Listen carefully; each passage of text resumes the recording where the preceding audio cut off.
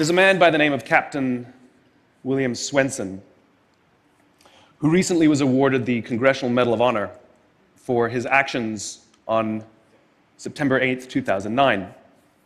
On that day, a column of American and Afghan troops were making their way through a part of Afghanistan to help protect a group of government officials, a group of Afghan government officials who'd be meeting with some local village elders. The column came under ambush and was surrounded on three sides. And amongst many other things, Captain Swenson was recognized for running into live fire to rescue the wounded and pull out the dead. One of the people he rescued was a sergeant, and he and a comrade were making their way to a medevac helicopter. And what was remarkable about this day is, by sheer coincidence, one of the medevac medics happened to have a GoPro camera on his helmet and captured the whole scene on camera.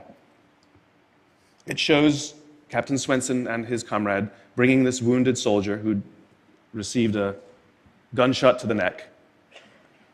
They put him in the helicopter, and then you see Captain Swenson bend over and give him a kiss before he turns around to rescue more. I saw this, and I thought to myself, where do people like that come from? What is that? That is some deep, deep emotion when you would want to do that. There's a love there. And I want to know, why is it that I don't have people that I work with like that? You know, in the military, they give medals to people who are willing to sacrifice themselves so that others may gain. In business, we give bonuses to people who are willing to sacrifice others so that we may gain. We have it back, right? So I asked myself, where do people like this come from? And my initial conclusion was that they're just better people. That's why they're attracted to the military. These better people are attracted to this concept of service. But that's completely wrong. What I learned is that it's the environment. And if you get the environment right, every single one of us has the capacity to do these remarkable things, and more importantly, others have that capacity too. I've had the great honor of getting to meet some of these who we would call heroes, who've put themselves and put their lives at risk to save others. And I asked them, why would you do it? Why did you do it? And they all say the same thing, because they would have done it for me. It's this deep sense of trust and cooperation. So trust and cooperation are really important here. The problem with concepts of trust and cooperation is that they are feelings, they're not instructions. I can't simply say to you, trust me, and you will. I can't simply instruct two people to cooperate, and they will. It's not how it works. It's a feeling. So where does that feeling come from? If you go back 50,000 years to the Paleolithic era, to the early days of Homo sapien, what we find is that the world was filled with danger. All of these forces working very, very hard to kill us. Nothing personal. Whether it was the weather, lack of resources, maybe a saber-toothed tiger, all of these things working to reduce our lifespan.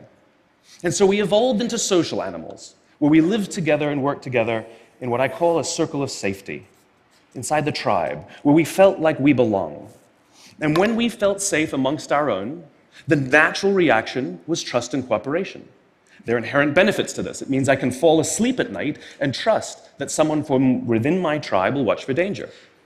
If we don't trust each other, if I don't trust you, that means you won't watch for danger. Bad system of survival. The modern day is exactly the same thing. The world is filled with danger, things that are trying to frustrate our lives or reduce our success, reduce our opportunity for success. It could be the ups and downs of an economy, the uncertainty of the stock market. It could be a new technology that renders your business model obsolete overnight. Or it could be your competition that is sometimes trying to kill you. It's sometimes trying to put you out of business, but at the very minimum is working hard to frustrate your growth and steal your business from you. We have no control over these forces. These are a constant, and they're not going away.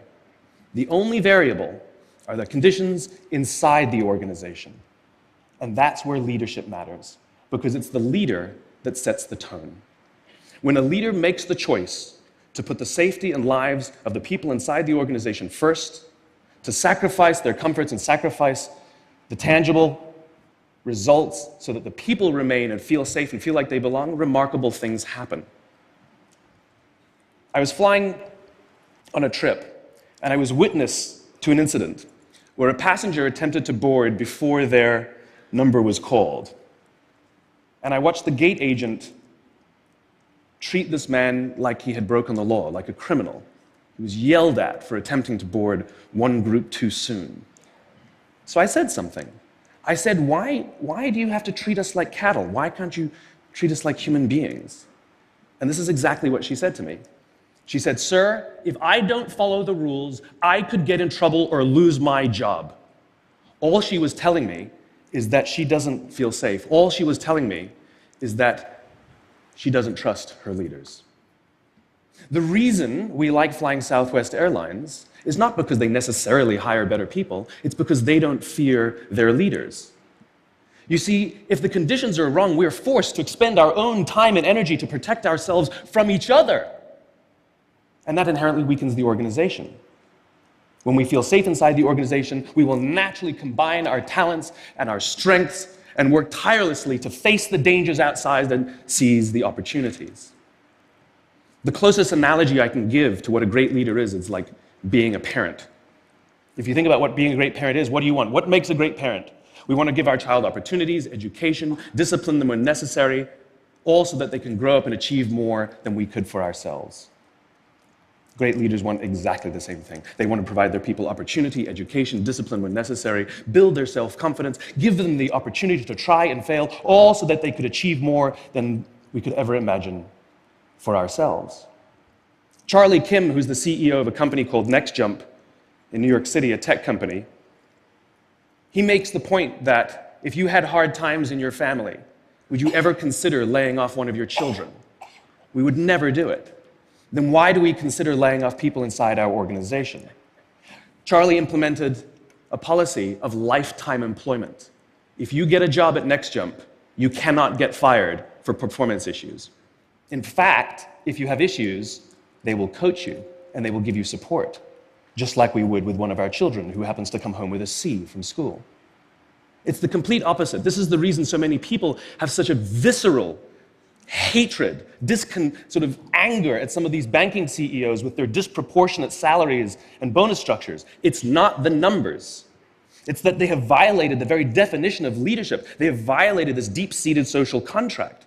We know that they allowed their people to be sacrificed so that they could protect their own interests. Or worse, they sacrificed their people to protect their own interests. This is what so offends us, not the numbers. Would anybody be offended if we gave a $150 million bonus to Gandhi? How about a $250 million bonus to Mother Teresa? Do we have an issue with that? None at all. None at all. Great leaders would never sacrifice the people to save the numbers. They would sooner sacrifice the numbers to save the people.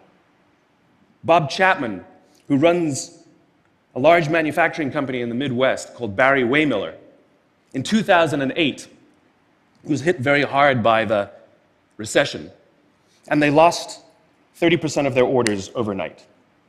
Now, in a large manufacturing company, this is a big deal, and they could no longer afford their labor pool. They needed to save $10 million. So, like so many companies today, the board got together and discussed layoffs. And Bob refused. You see, Bob doesn't believe in head counts. Bob believes in heart counts. And it's much more difficult to simply reduce the heart count. And so they came up with a furlough program. Every employee, from secretary to CEO, was required to take 4 weeks of unpaid vacation. They could take it any time they wanted, and they did not have to take it consecutively. But it was how Bob announced the program that mattered so much. He said, "It's better that we should all suffer a little than any of us should have to suffer a lot." And morale went up. They saved $20 million. And most importantly, as would be expected, when the people feel safe and protected by the leadership in the organization, the natural reaction is to trust and cooperate. And quite spontaneously, nobody expected, people started trading with each other. Those who could afford it more would trade with those who could afford it less. People would take 5 weeks so that somebody else only had to take 3. Leadership is a choice. It is not a rank. I know many people at the senior-most levels of organizations who are absolutely not leaders. They are authorities, and we do what they say because they have authority over us, but we would not follow them. And I know many people who are at the bottoms of organizations who have no authority, and they are absolutely leaders. And this is because they have chosen to look after the person to the left of them, and they have chosen to look after the person to the right of them. This is what a leader is. I heard a story of some Marines who were out in theater, and as is the Marine custom, the officer ate last, and he let his men eat first. And when they were done, there was no food left for him. And when they went back out in the field, his men brought him some of their food so that he may eat. Because that's what happens. We call them leaders because they go first. We call them leaders because they take the risk before anybody else does. We call them leaders because they will choose to sacrifice so that their people may be safe and protected, and so their people may gain. And when we do, the natural response is that our people will sacrifice for us. They will give us their blood and sweat and tears to see that their leader's vision comes to life. And when we ask them, why would you do that? Why would you give your blood and sweat and tears for that person? They all say the same thing. Because they would have done it for me. And isn't that the organization we would all like to work in? Thank you very much. Thank you. Thank you.